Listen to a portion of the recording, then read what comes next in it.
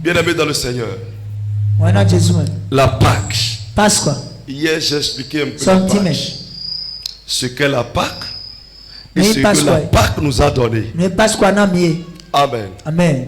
Aujourd'hui, je vais vous donner quelque chose qui va vous aider tout au long de votre vie chrétienne sur la terre.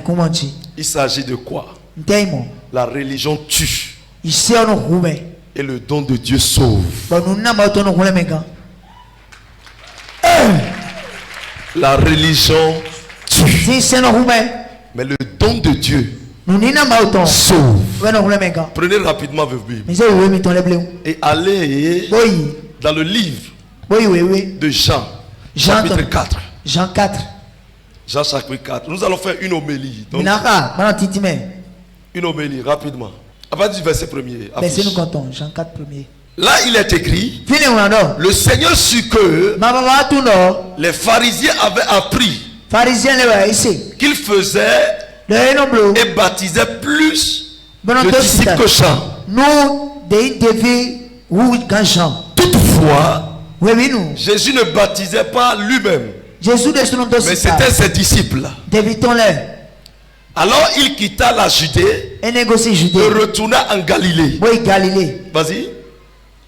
Et comme il fallait qu'il passât par la Samarie, il arriva dans une ville de Samarie nommée Sichar, près du champ que Jacob avait donné à Joseph son fils. Là se trouvait le puits de Jacob. Jésus, fatigué du voyage, était assis au bord du puits. C'était environ la 6e heure. Une femme de Samarie vint puiser de l'eau. Jésus lui dit: donne-moi à boire. Car ses disciples étaient allés à la ville pour acheter des vivres. La femme samaritaine lui dit: comment toi, qui es juif, me demandes-tu à boire, à moi qui suis une femme samaritaine? Les Juifs, en effet, n'ont pas de relation avec les Samaritains. Jésus lui répondit: si tu connaissais le don de Dieu, et qui est celui qui te dit donne-moi à boire, tu lui aurais toi-même demandé à boire, et il t'aurait donné de l'eau vive. Seigneur, lui dit la femme, tu n'as rien pour puiser et le puits est profond. D'où aurais-tu donc cette eau vive? Es-tu plus grand que notre père Jacob, qui nous a donné ce puits et qui en a bu lui-même ainsi de ses fils et ses troupeaux? Jésus lui répondit: quiconque boit de cette eau aura encore soif. Mais celui qui boira de l'eau que je lui donnerai n'aura jamais soif. Dis: je vais boire l'eau vive de Jésus. Et l'eau que je lui donnerai deviendra en lui une source d'eau qui jaillira jusque dans la vie éternelle. La femme lui dit: Seigneur, donne-moi cette eau afin que je n'ai plus soif et que je ne vienne plus puiser ici. Va, lui dit Jésus, appelle ton mari et viens ici. La femme répondit: je n'ai point de mari. Jésus lui dit: tu as eu raison de dire je n'ai point de mari, car tu as eu 5 maris. Et celui que tu as maintenant n'est pas ton mari. En cela tu as dit vrai. Seigneur, lui dit la femme, je vois que tu es prophète. À partir d'aujourd'hui, tu seras un prophète. Tu seras une prophétesse au nom de Jésus. Assieds-toi. Bien-aimé dans le Seigneur. La religion tue. La religion est toute précepte et principe qui émane des humains pour servir Dieu sans la présence de Dieu. Est-ce que quelqu'un me comprend? Yes, sir. La religion est toute précepte ou tout principe émanant des hommes pouvant honorer Dieu sans la présence de Dieu. Amen. Amen. Si quelqu'un est religieux, il s'octroie le nom d'enfant de Dieu, mais il n'est pas de Dieu. Parce que Dieu n'est pas avec lui. Et Dieu n'est pas en lui. Donne-moi un fire. Qui est religieux ici? Bien-aimé dans le Seigneur, la religion amène l'homme à avoir, à ériger des moyens de perfection par sa propre sagesse pour adorer son Dieu. Bien-aimé dans le Seigneur, écoutez-moi correctement. L'homme, dans la pensée de Dieu, l'homme a été créé pour vivre une liberté avec son Dieu, avec son Créateur. Alors le premier homme dont j'ai parlé hier, Adam, la Bible dit Adam parlait avec Dieu. Dieu venait en sa présence. Dieu venait le voir. Lui, il a eu la grâce de parler avec Dieu. Il a eu la grâce de changer avec Dieu. Il connaît la nature de Dieu. Il connaît la couleur de Dieu. Il connaît la grandeur de Dieu. Il connaît la manifestation de Dieu. Il connaît les traits de Dieu. Adam. Amen. Bien-aimé dans le Seigneur. Mais qu'est-ce qui s'est passé? Écoutez-moi correctement. Après le déclin d'Adam, alors là, l'homme pouvait toujours continuer par échanger avec Dieu, pouvait aller à la présence de Dieu. Mais il y a eu un problème. Quel est le problème? Parce que le premier homme déjà a décidé d'ériger des moyens pour pouvoir plaire à Dieu. Vous allez voir quelque chose dans la Bible. Que après que Adam ait péché, Adam est allé prendre les feuilles pour se couvrir et pour plaire à Dieu, pour dire Dieu, je me suis retrouvé nu. Alors c'est mon moyen maintenant pour pouvoir être bien, pour venir en ta présence, ou pour que tu viennes dans ma présence. Est-ce que Dieu lui a demandé cela? L'intelligence de l'homme veut agir au détriment de la grâce de Dieu. Amen. Et Dieu a dit, comme tu as décidé ainsi, alors je vais te faire maintenant une couverture plus attrayante. Et Dieu lui a donné une couverture plus attrayante. Bien-aimé dans le Seigneur, c'était une grave erreur. Quelqu'un dit erreur. Quelqu'un dit erreur. C'est à Dieu de proposer ce qu'il veut à Adam. Et non à Adam de proposer ce qu'il semble être meilleur. Amen. C'était une première erreur. Alors la religion a retrouvé sa source là. On se donne un moyen pour plaire à Dieu. Bien aimé dans le Seigneur. Alors si je viens sur la lecture que nous venons de faire, la Bible dit, la femme samaritaine, était au niveau du puits de Jacob. À Sichar. En train de puiser de l'eau. Mais avant qu'elle ne vienne là, Jésus est déjà là. Et Jésus est déjà fatigué. Dans sa couche apostolique. Et la Bible dit, là, qu'elle a commencé par puiser de l'eau, Jésus lui a demandé en même temps de l'eau. Elle dit qu'il n'y a pas de rapport entre un juif et un samaritain ou samaritaine. On n'a pas de rapport. Vous savez, les samaritains et les juifs ne s'entendent pas. Vous allez voir que la guerre palestino-israélienne continue jusqu'à aujourd'hui à cause de ces guerres qui ont existé depuis des millénaires entre les aïeux juifs et samaritains. Vous devez savoir, dans la Bible, la Samarie était la capitale de Israël. Mais Juda avait comme capitale Jérusalem.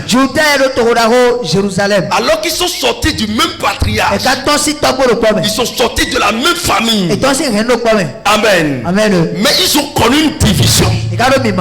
Amen. Bien aimé dans le Seigneur. Alors la femme s'y a refusé. Et a dit, je ne peux pas te donner de l'eau. Est-ce qu'il peut y avoir problème au point où on va refuser de servir de l'eau à quelqu'un? Ça veut dire que ce problème devient difficile et dangereux. Ça devient maintenant un venin qui peut détruire. Et elle dit, je ne peux pas te donner, toi-même viens puiser. Et Jésus dit non. Tu ne connais pas celui qui est devant toi. Tu ne sais pas celui qui est devant toi. Amen. Si tu connaissais celui qui est devant toi, tu aurais déjà lui demandé de l'eau vive. Car ton eau, celui qui prendra cela aura toujours soif. Mais moi, ce que je te donnerai,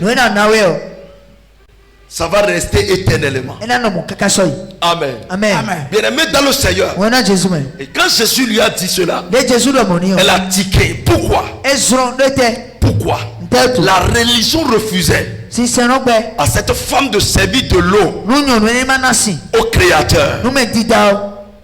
La religion l'a menée à mettre une disparité entre elle et les autres nations. Amen. Alors elle considère Jésus du moins comme un simple juif. Elle ne savait pas que c'était le Créateur qui était devant elle. Bien aimé dans le Seigneur. Et c'est pour cela qu'elle refusait. Mais plus tard elle a reconnu que Jésus, celui qui était devant elle, n'était pas de simple homme. Et elle s'est remise en cause. Si nous lisons le verset jusqu'à la fin, Jésus disait, nous sommes dans le temps où les gens vont adorer le Seigneur en vérité et en esprit. On ne va plus l'adorer quelque part, vous dites il est ici, il est là. Amen. Bien aimé dans le Seigneur, qu'est-ce qui a amené cette femme a commencé par évangéliser Jésus? Parce qu'elle discutait avec Jésus. Elle ne voulait pas fléchir devant Jésus. Elle montrait à Jésus qu'elle était pieuse par rapport à Jésus. Vous savez, les Samaritains faisaient comme si ce sont eux qui adoraient mieux Dieu. Les Samaritains faisaient comme s'ils avaient, leur religion était la meilleure, leur vie était la meilleure, et autre religion que leur religion n'est plus vraie, même si vous appelez le même Dieu. C'est ce qui tue les chrétiens aujourd'hui. Quelqu'un dit, je ne mourrai pas de cette mort. Je ne mourrai pas de cette mort. Lorsque vous suivez cette maman, la dame, la femme samaritaine, elle interprète sa vie comme meilleure plus que Jésus. Les Samaritains sont mieux par rapport aux Juifs. Selon elle, beaucoup de chrétiens ont échoué en matière de la religion. Et la Pâque n'a plus existé dans leur vie. Pourquoi? Écoutez-moi correctement. Beaucoup de chrétiens ont échoué. Pourquoi? À cause de la religion et la doctrine. Beaucoup de mariages ont échoué à cause de la doctrine et à cause de la religion. Bien-aimé dans le Seigneur, le plan de Dieu était que l'homme soit libre. Je l'ai dit au départ. Vous verrez que beaucoup de gens disent ceux-là sont des pécheurs. Nous sommes saints. Beaucoup de personnes disent ça. Et souvent les chrétiens, beaucoup de chrétiens font l'erreur. Telle personne est de telle église. C'est des pécheurs. Nous, notre église est la meilleure. Beaucoup disent ça. L'église là-bas là, c'est des pécheurs. Mais ceux qui sont ici, nous là, alors nous sommes meilleurs. C'est ce qui amène la mort dans le corps de Christ aujourd'hui. La mort dans le corps de Christ. C'est ça qui a amené la mort en toutes choses aujourd'hui. Dans la vie de toute personne qui appelle Jésus. Jésus ne veut pas qu'on l'adore sous contrainte d'une loi. Non. Jésus veut qu'on l'adore dans la libéralité. Quelqu'un dit la libéralité. Je suis ta liberté en Jésus. Dis je suis libre en Jésus. Je suis libre en Jésus. Amen. Amen. Et là vous allez voir que les hommes cherchant à être meilleurs, alors les hommes se sont trouvés des moyens pour adorer Dieu, pour plaire à Dieu et pour être meilleurs devant les autres. Lorsque vous lisez correctement la Bible, vous verrez la vie des enfants d'Israël. Lorsqu'ils sont sortis de l'Égypte, vous verrez que Dieu a dit il faut sortir pour venir m'adorer. Alors ils ont suivi Dieu au travers du prophète Moïse. Et quand ils ont suivi Dieu sur le chemin, ils faisaient toutes sortes de choses, mais il n'y avait pas une loi pour les frapper. Ils incitaient Moïse, ils frappaient les gens, ils faisaient tout ce qu'ils veulent. Parfois ils font des choses hors la décision de Dieu. Mais il n'y avait aucune loi qui les frappait. Ils étaient libres. Ils allaient simplement. Ils mangeaient leur manne. Tout évoluait comme ça. Mais un jour, ils ont dit à Moïse, nous autres aussi on veut parler à Dieu. Nous autres aussi là, on veut parler à Dieu. Et Moïse a dit, ok, allons-y. Préparez-vous. Vous allez parler avec Dieu. Mais quand ils sont venus maintenant, ils ont eu un problème. Ils ont eu un problème. C'est dit quoi? Ils n'ont pas pu parler à Dieu à cause de la terreur de Dieu. Ils ont repoussé le chemin. Et après avoir repoussé le chemin, ils ont dit à Moïse, Moïse, va écouter et viens nous dire, nous acceptons toute loi et principe peuvent être faits pour que nous puissions écouter tout ce que tu vas nous donner comme information. Erreur. Quelqu'un dit erreur. L'erreur, c'est de chercher à plaire eux-mêmes à Dieu en se préparant pour aller devant Dieu. Ils allaient laisser le chemin que Dieu avait tracé. Ils veulent simplement usurper ce que Dieu ne leur a pas octroyé. Est-ce que quelqu'un me comprend? Yes, je voudrais que tu comprennes un peu ce message. Parce que si je ne donne pas, c'est une convention. Ce n'est pas un programme simple. C'est une convention. Il faut que tu comprennes beaucoup de choses. Écoutez-moi correctement. Et bien là, alors Dieu a dit à Moïse, donc ils ont voulu que je leur donne un principe. Alors là, je vais leur donner ce qu'on appelle la loi. La loi n'existait pas. Mais les enfants d'Israël même ont poussé Dieu à leur donner une loi. Alors Dieu dit, quand tu vas enfreindre cette loi, tu vas mourir. Alors là, on leur a donné la loi. Et là déjà, avant qu'on ne leur donne la loi, avant que la table de la loi ne vienne, Moïse a duré. Comme Moïse a duré, ils ont dit le chemin de Moïse n'est pas bien. Cherchons un moyen pour adorer Dieu. Cherchons un moyen. Alors ils se sont érigés maintenant un vautour. Ah non, ils ont pris leur or, tout ce qu'il faut, ils ont érigé. Alors ils ont commencé par adorer Dieu avec. Ils tapaient les tam-tams. Ils faisaient toutes sortes de paroles. Et ils adoraient Dieu par là. Ils adoraient Dieu par là. Donc ils se sont cherchés un moyen pour adorer Dieu. Ce que Dieu n'aime pas. Dis voisin. Ne cherche jamais un moyen. Ne cherche jamais un moyen pour adorer ou pour plaire à Dieu. Pour adorer ou pour plaire à Dieu. Je vous donne un exemple. Il est mon fils. Amen. Amen. Regardez celui-ci. Lui, c'est un étranger. Il n'est pas mon fils. Mais celui-ci est mon fils. Alors voici ma maison. Il y a des chambres dedans. Qui est l'héritier? C'est celui-ci. Alors ma maison, s'il vient comme ça, est-ce qu'il va demander la permission à quelqu'un avant de faire son entrée? L'héritier va faire son entrée. Il va entrer là où il veut. Regardez dans mon bureau là. Avant de venir dans mon bureau, actuellement c'est plus dur même.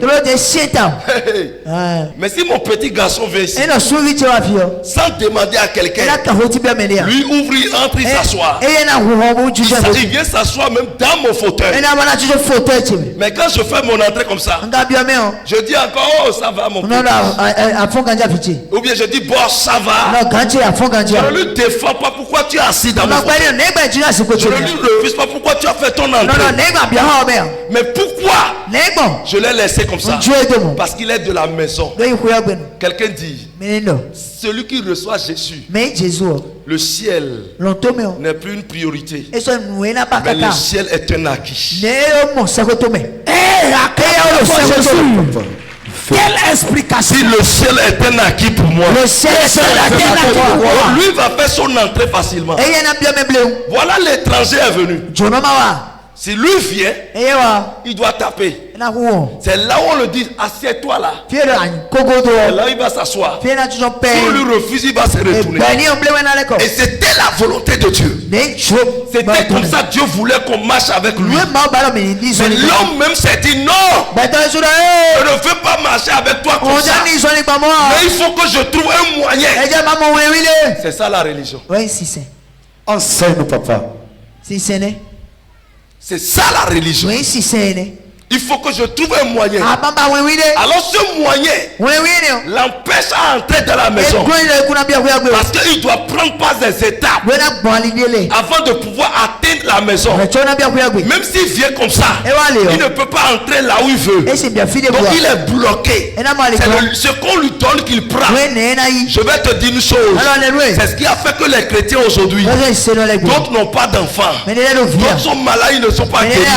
D'autres ont des problèmes. Il n'y a pas de députés, il n'y a pas de ministres, il n'y a pas de présidents qui sont enfants de Dieu.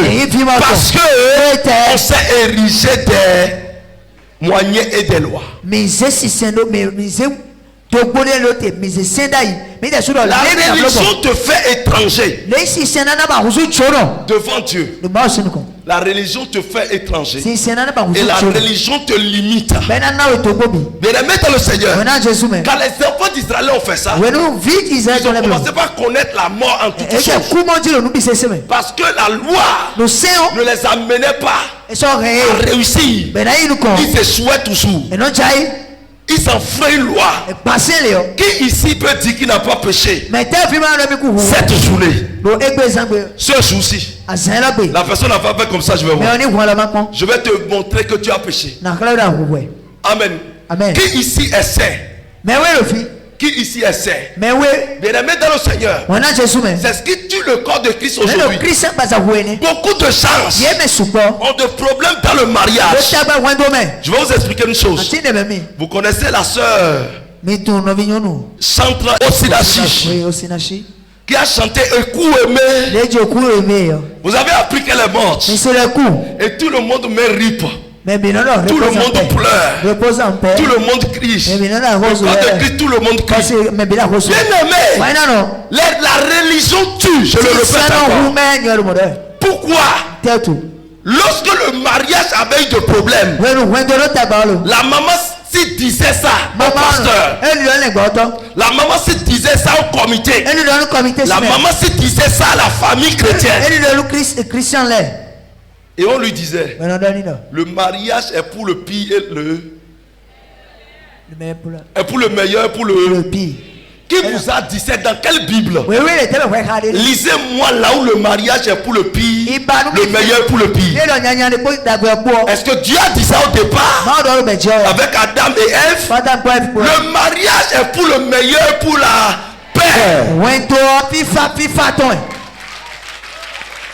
Le mariage est pour le meilleur, pour le pire. On s'est donné un moyen. On a prédit la malédiction là. Ça veut dire qu'un jour ma femme va faire accident, on va lui amputer les pieds. Je vais dire c'est le pire qui est venu. Et puis j'accepte comme ça. Quelqu'un dit fire. Envoie fire.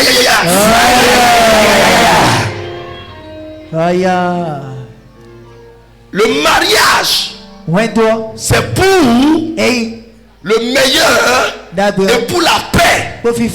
La maman, si au moment elle faisait son mariage, parce que c'est encore un pasteur, on dira c'est le mariage. Je t'aime. Je vais te marier. Le meilleur et pour le pire. Maintenant, quand on commence par le bastonner, le pire a commencé. Elle doit supporter. Et là, quelqu'un dit, là où la religion a tué cette femme, je veux dire, quand elle venait voir les hommes de Dieu, ils ont dit non.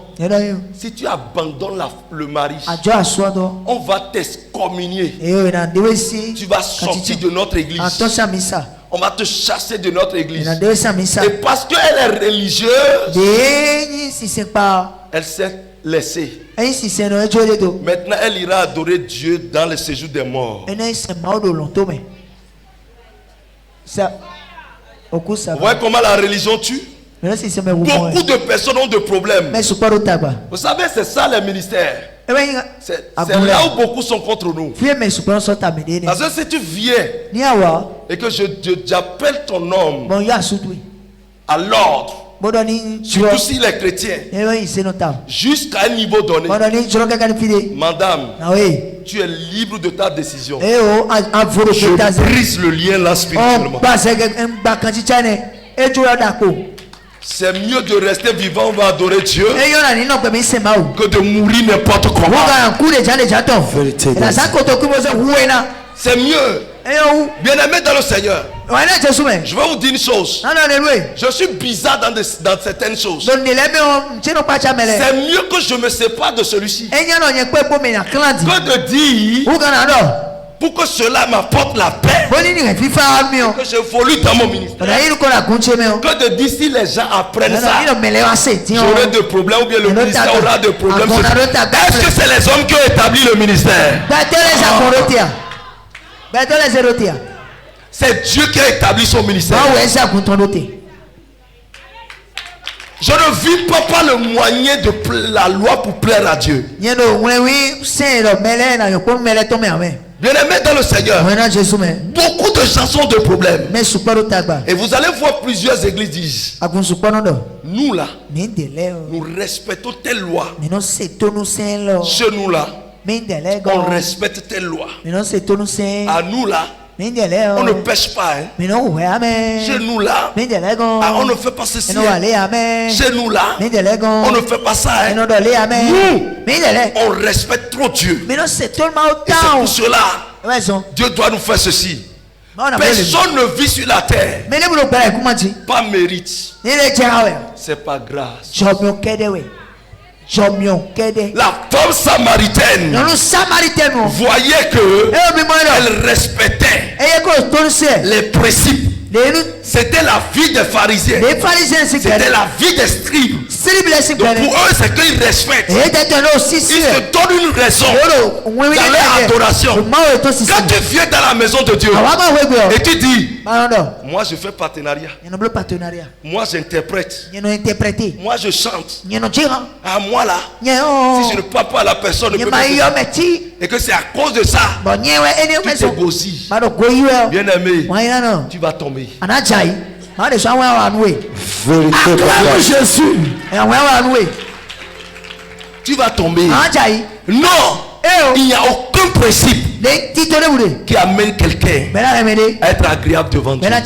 Il n'y en a pas. Il n'y a aucun principe. Et c'est pour ça que Jésus disait à la femme, si tu connaissais ce qu'on appelle le don de Dieu. Jésus est en train de parler de lui-même. Il est venu par grâce. Ce n'est plus la loi. Ce n'est plus que je fais ça, je vais mourir. Je fais ça, je vais mourir. Beaucoup d'entre vous, vous dites parce que j'ai péché. J'ai fait ceci. Le péché n'est pas une bonne chose. Le péché procure la mort. Mais vous dites, parce que j'ai péché, Dieu ne peut plus m'accepter. Qui vous a dit que Dieu ne peut plus vous accepter? Qui vous a dit que Dieu ne peut plus vous accepter? Et quelqu'un peut dire, ah, parce que j'ai fait ceci, je ne peux plus réussir. Qui vous a dit que vous n'allez pas réussir? D'autant plus que tu as remis en cause ton état antérieur. Que tu suis Jésus. Écoutez-moi correctement. Jésus est un don de Dieu. Nous sommes dans la Pâque. Nous sommes dans la Pâque. Et la Pâque, le sang de Jésus a été coulé pour effacer nos péchés. Jésus est venu payer le prix. Quelle que soit ta vie antérieure, cela ne peut plus agir dans ta vie aujourd'hui.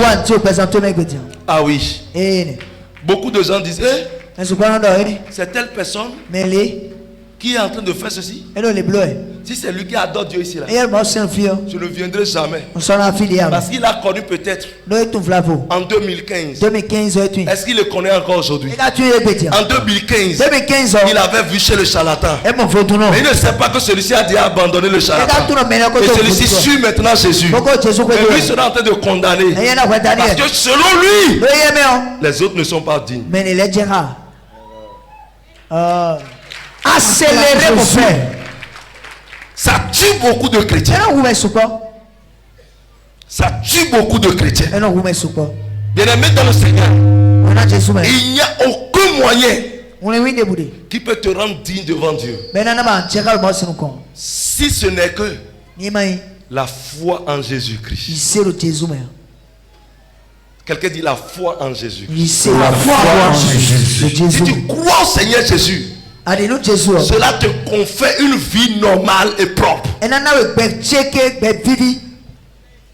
Celui qui est en Jésus même fuit le péché. La nature de Christ en nous nous amène à fuir une mauvaise vie. Je vais vous dire une chose.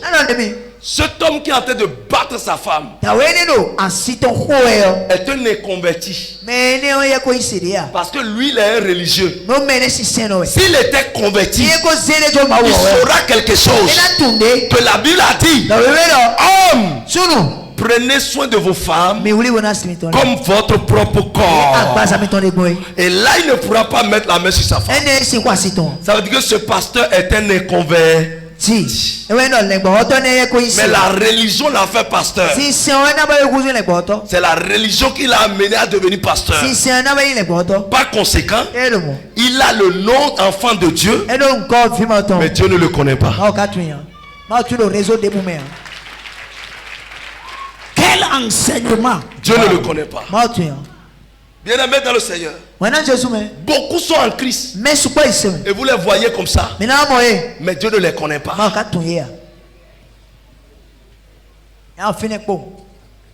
Il y a certaines personnes, quand vous voulez prier, vous dites: Seigneur, moi je ne bois pas. Seigneur, je n'ai jamais forniqué dans ma vie. À cause de ça, Seigneur, fais-moi quelque chose.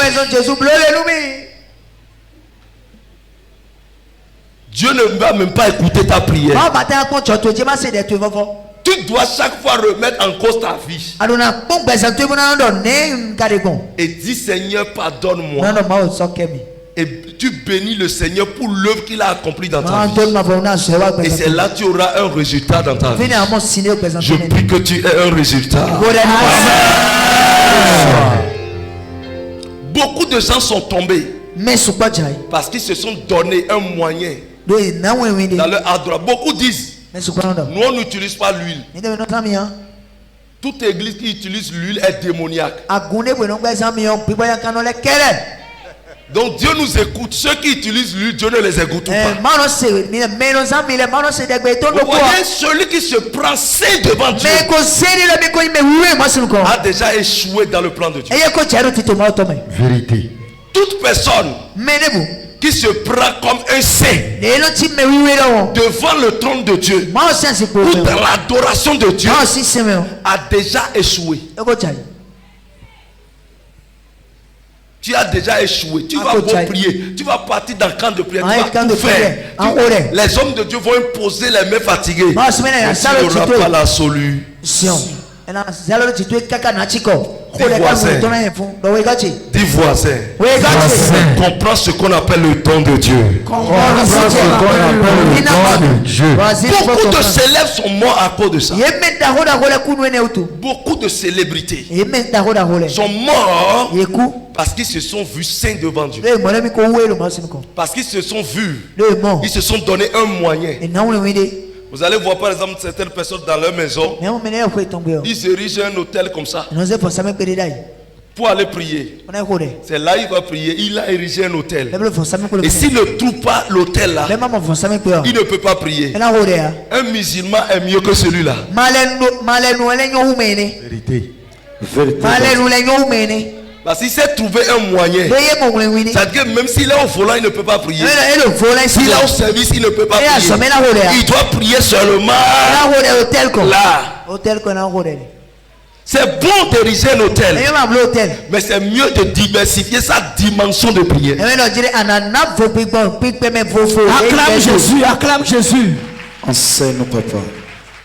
Est-ce que quelqu'un me comprend? Bien-aimé dans le Seigneur. Et quand Jésus a parlé à la femme, elle a compris que normalement il ne devait pas avoir une division lorsqu'on est en Christ. On ne doit pas considérer que d'autres sont saints plus que d'autres, mais on doit suivre Dieu en esprit et en vérité. Amen. Je prie que Dieu commence par agir dans ta vie. Positivement au nom de Jésus. Beaucoup de gens ont eu des problèmes. Bien-aimé, qui veut avoir sa solution ce soir? Qui veut avoir sa solution? Qui veut avoir sa solution? Dis voisin, ton problème est resté. Voisin, ton problème est resté. Parce que tu t'es érigé un moyen. Parce que tu t'es érigé un moyen. Assieds-toi. Acclame très fort les rois de rois bien-aimés. Bien-aimé dans le Seigneur. Lorsque tu vois ton prochain et tu penses que tu es meilleur plus que lui, dans l'adoration, c'est un danger. Ce matin, j'ai lu quelque chose dans Romains chapitre 6. Affiche-moi le verset 12. Et dans Romains chapitre 8, le verset 1 dit: qui condamnera les élus de Dieu. Qui peut les condamner? Dis, je suis un élu. Je suis un élu. Plus de condamnation pour moi. Plus de condamnation. Parce que Jésus est mort. Jésus est mort. On dit, oh, si nous sommes morts avec Christ, nous croyons que nous ne vivrons aussi avec lui. Sachant que Christ ressuscité des morts ne meurt plus. La mort n'a plus de pouvoir sur moi. Quelqu'un dit, la mort n'a plus de pouvoir sur moi. La mort n'a plus de pouvoir sur moi. Lorsque je parle de la mort, je parle de la mort et ses alliés. Les problèmes dont vous vivez sont les alliés de la mort. Il s'agit de la maladie, les problèmes familiaux, les problèmes de mariage, les blocages et autres. Car il est mort. Et c'est pour le péché qu'il est mort. Une fois pour toutes, il est revenu à la vie. Et c'est pour Dieu qu'il vit. Si tu vis, tu ne vis pas pour le péché. Tu ne vis pas pour la mort. Mais tu vis pour Dieu. Et parce que tu vis pour Dieu, le malheur n'aura plus raison sur toi. Et c'est pour cela que je parle maintenant à l'esprit de mort qui rôde autour de quelqu'un de plier ses genoux et partir.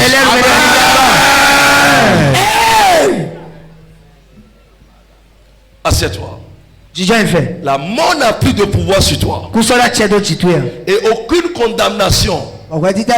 Vas-y maintenant Romains chapitre 8, le verset 1er. Il n'y a donc maintenant aucune condamnation pour ceux qui sont en Jésus. Qu'une femme me dise, plus de condamnation pour moi dans ma conception.